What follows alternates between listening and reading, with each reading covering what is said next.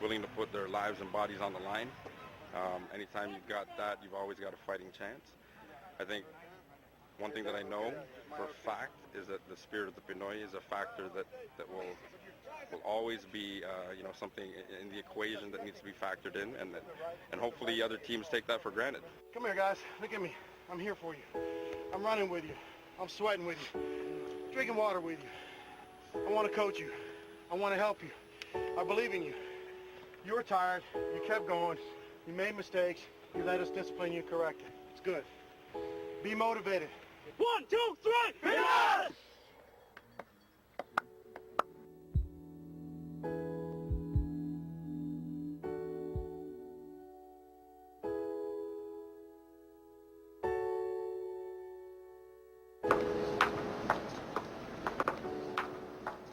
Welcome back to Philippines Uncut. I'm Buddy Kunana. Tonight's topic is Pinoys in American football, and our guests are the players and officers of the Pilipinas, Aguilas National Sports Association for American Football in the Philippines. So, Jeremy, Paul, and Inigo, welcome back to our second segment. Now, that video we saw earlier, it looked like, I think it was you who was vomiting on the field. Yes. What was it all about? Was it because of sheer exhaustion, no? I mean, going back to last segment, I work a hectic schedule, so I have to work sometimes with hours in the States. So I came straight from work and no sleep. I was just exhausted, and it was a pretty tough practice, a lot of running, and just it just had to come out. Yeah. How tiring is this sport, Inigo? I mean, have you played other sports competitively as well? I mean, how do you compare this to the other sports you guys have played?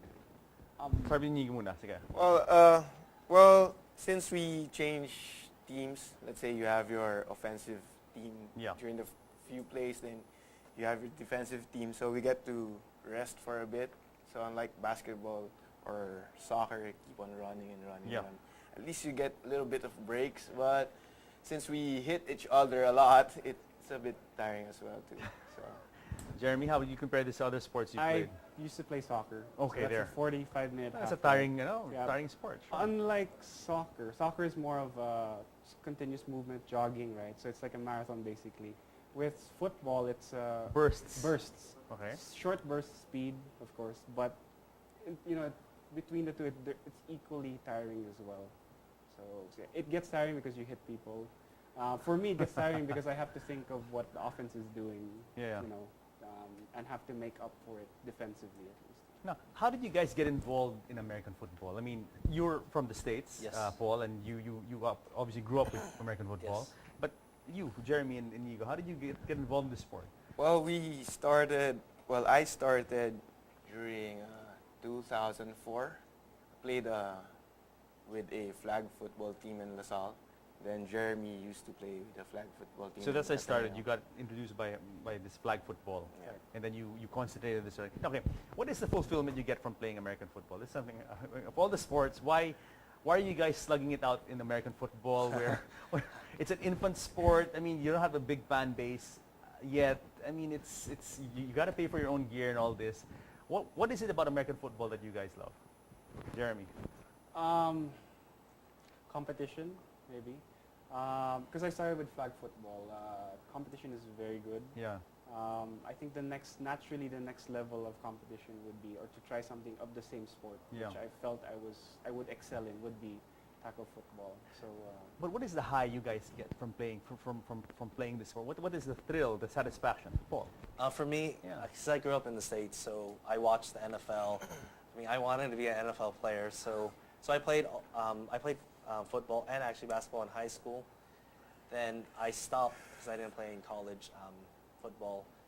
Then I moved here 4 years ago, so I had maybe a lag in time where I did not play any football. So when I got here to play American football again, it was like a dream come true. Then and to play for the national team. To play for the national team. Was an even bigger dream. So Very good. Let's talk about esprit de corps and that kind of team spirit. You came from soccer. I mean, from soccer, right? How do you compare the interaction you get as players in soccer with American football? It seems like here, you talk about defending. When you talk about defending the quarterback, I mean, it seems like it's more personal, more intimate than it is in soccer. I mean, correct me if I'm wrong. Yes, to Right? some degree, Parang yes. it's kind of like you watch my back and you have to really trust. Like the quarterback's got to trust the defensive line, no? Yes. And things like that. So how would you compare it to soccer? Soccer it's also 11 on 11. Yeah. But the thing is, I also play defense there. It's easier to make up versus if it's make up in terms of if you don't do something well, you can make up in other ways because someone will cover you. But with American football, it's because it's 11 guys in sync on doing a specific play because we have to. You know, we have to outthink. Yeah, and I kind of know where he's going. we have to think of what they're going to do and adjust. Yeah. So if all the pieces, all 11, have to be on the same page, basically, practice comes into play. Trusting your other guy, because with soccer, if you miss, right, if you miss a tackle or something, it's easier to make up. You can run towards a guy. You have other guys there for you. But with football, there are specific there are specific people who are basically watching your back, no? Just to add on, like I played basketball. Like if you mess up, you miss a shot, go back, play defense, go back, try to make the shot again. Football, you mess up one play. I mean, you only get 4 chances. That's it. So you got to get it right. You got to get it right, no? If you don't get it right, the next play call could be different because you expected the first play call to work. So if that doesn't work, you have to go, okay, plan B. And that's how it is in football, at least in offense game planning. So. And just the words you use, like, I have to defend the quarterback. I mean, it just seems more, there's more, I don't know how to put it. It's more personal, a lot of trust, a lot of bonding. There's a lot of trust. I mean, you came from a soccer background. How is the bonding in an American football team compared to a soccer team? Well, it's different because with American football, especially if you're playing line, offensive or defensive line, your quarterback trusts a quarterback, and he has his offensive line. His bond with his offensive line should be very strong because they have to want to protect Paul at all times. Your defensive line, you expect their job's to get in, to get Paul, and hopefully take him out of the game, and legally at least. But when you score, I mean, you're like at least in movies, it's like you're the hero. You're the superstar, but actually a lot of other people are responsible for you being able to make that touchdown, no? That's and these are the correct, unsung heroes, no? That's why in football, the unsung heroes usually are the linemen, especially the offensive linemen, because their job is just to protect the ball, give him enough time to get his skill, his running back or his wide receivers to get the ball to them. He can only do that if he gets that protection he needs and the time he needs. It's actually a very beautiful sport. It just seems very brutal, but it's a beautiful sport because it's just the esprit de corps and the teamwork that has to go into every play. As you said, you only get 4 chances to get it right, and then so everyone has to be in sync, really, no? Right, let's talk about your sponsors now. You mentioned I want to make the sponsors happy, and I'm also very involved in sports, and I know sponsors are one of the lifebloods of every team. So you mentioned Amazing Playground. Who are Amazing? What is the Amazing Playground? They're clothing line, and they sponsor, I'm not sure which network, but they sponsor, I think, dancers for a variety show. Yeah, sure. Yeah. I mean, but do they really make sports apparel? I mean, this is really one of their other businesses. Yes, they used to. We ordered a few jerseys from them during our flag football days, and then they also do basketball jerseys, and then they also make custom jerseys, and singlets. In terms of football, they had experience with the flag football, but for American football, because the jerseys are specific, they have to go around the pads, right? This is their first time to make, but they did a great job. Yeah, I can see Paul what Paul's wearing. This is actually that's why it's kind of puffy around the shoulders. This is to accommodate the pads, no? Right. And these are the uniforms that you guys wore. I mean, designed specifically for your Japan trip. No, very nice. I can see very nicely done with the colors. You have the colors of Philippine flag: yellow, white, red, and blue. They came out very well. Really, really nice. Who are your other sponsors, Paul? We have Black Pencil and Burgundy Socks. Burlington Socks. Okay. What is Black Pencil? Black Pencil? Yes, I'll get back to you on that. Right. I just told to mention them. Right. Okay. Any other? okay, as a football team, what do you guys need? Like when you train, what are the essentials? Well, Inigo. I guess hydration would be number one. So we usually bring our own, and we just share with the teammates. So hydration would be perfect for So our team. if a sponsor could come and provide water or energy drinks, this is That would be something that you guys would, perfect. would That would really be need, huh? Okay. One of the essential ones would be the field where Yeah. you practice in. Because when we went to Japan, we played on a turf, a really nice field. When we practiced here before leaving for Japan, we only practiced once on a turf field. So Which turf field did you guys play? Emperador. Emperador, right. that was a really nice field. It was close to the one in Japan. So, in terms of getting used to practicing, getting used to the environment and where you play in. If you play in a grass field in UP, It makes a compared to difference, turf, really? Definitely. When you train on a grass field and you move to turf? Personally, at least. Yeah, I would think so. Because usually you practice on Rocks. It's on not rock, full grass. yeah. Yeah. And I think just the field itself. There's no field here really to accommodate American football field, which is 100 yards, at least 100 yards length, and width is I think. Are you guys scouting around for locations? I mean, where are your possible locations for training?